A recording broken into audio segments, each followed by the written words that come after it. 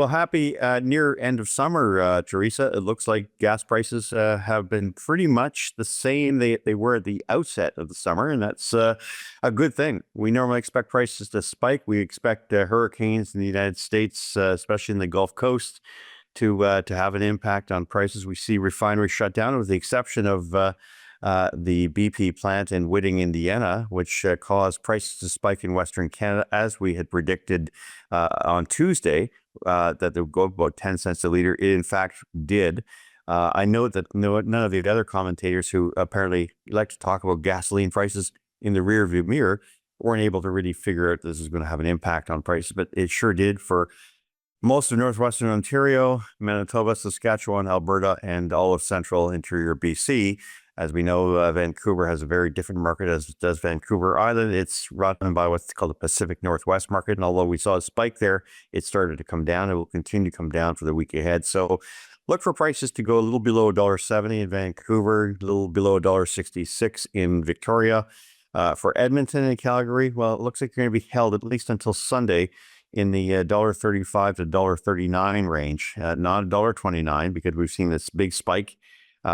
We saw prices, the Chicago spot market, because of that refinery outage, shut in production. That caused a spike of about 24 cents a gallon. That's now coming down. It's already down to about 6 cents a gallon. So by Sunday, we could start to see prices tapering off, maybe 2 or 3 cents a liter, especially into next week, as the storm that caused that particular plant, the largest, by the way, in the U.S. Midwest at 440,000 barrels a day, and yes, a lot of it comes from Canada, is likely to get back up and running operationally over a period of time. So the price spike you've seen won't last. It'll probably come down a little bit. Same for Ontario, where we've seen prices go as high as $1.36 to $1.38. We're going to see that sort of level off and maybe come down a little bit. Some of this is over enthusiasm with respects to supply issues in the United States. I'll get to that in just a moment, where the weekly petroleum inventory report showed that crude supplies are about 6% below their 5-year average. Diesel down about 13% over its 5-year average. Gasoline only 1%. But we are heading eventually into the fall season, and that's important because diesel prices could start to go up rather dramatically. For Quebec, 18 to 22 cents higher, because we love our carbon taxes in that province. The cap and trade represents a full 12-cent increase or above other provinces, which no longer have, for now, a carbon tax. And of course, Quebec, like other provinces, are paying what you'll never hear anybody talk about, because they don't see it, therefore they can't talk about it, even when they try to copycat the work we're doing on gas price predictions.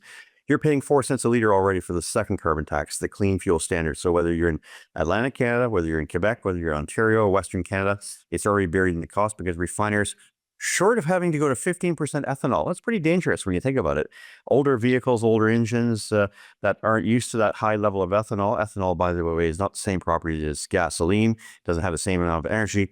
It can retain a lot of water, and that's for that reason that, by the way, if you have lawnmowers and chainsaws and you use them only seasonally, get rid of the which you never leave it in the tank. Make sure you run it dry so it doesn't gum up your or corrode your internal systems on all smaller engines. Nevertheless, what we're going to see is a buried increase of about 4 to 6 cents a liter for the carbon tax, the second carbon tax, clean fuel standard.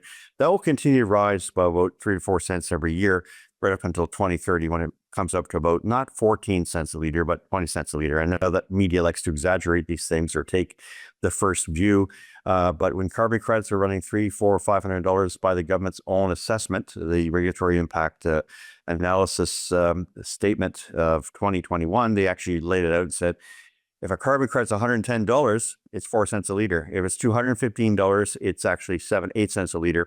And if it's $330, it works out to about 12 cents a liter.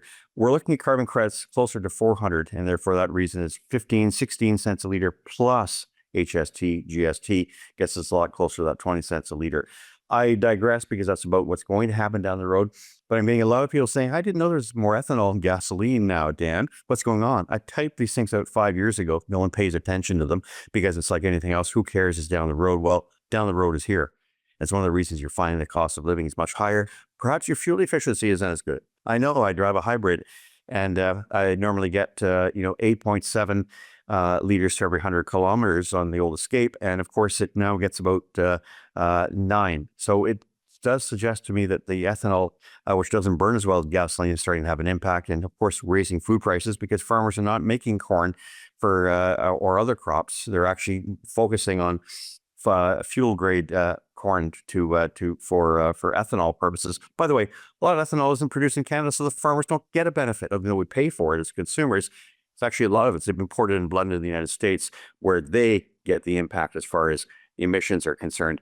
But I digress. The next week ahead for most of the country, it looks like we're going to see prices drop maybe 1 or 2 cents a liter at best until Labor Day weekend. And of course, we'd see the big drop come September 15th in just a few weeks. We shift from summer blend gasoline to winter spec gasoline. Teresa, that's it for this week. We'll have more to say next week as we get closer to the Labor Day long weekend.